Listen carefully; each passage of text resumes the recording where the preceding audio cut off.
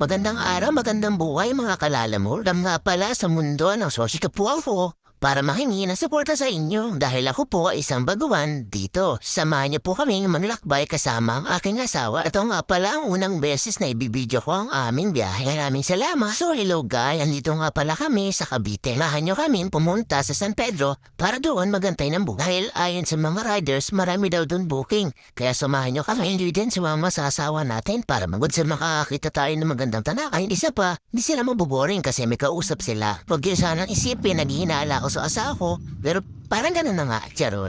Laros ko lang po na sumama ako sa kanya para lang di siya maboring, ganun. Kasi alam mo naman, sa biyahe, siyempre, antukin din siya, kailangan niya na makakausap. Sa mga oras na to, wala pa rin kami ng kuwang booking. Saan nakakainip din, pero kailangan natin maghintay. Dito nga para sa Lalamove, kailangan mabilisan nga. Kamahal tayo na uunahan ng iba. So ito na nga, nakarating na kami ng SM San Pedro.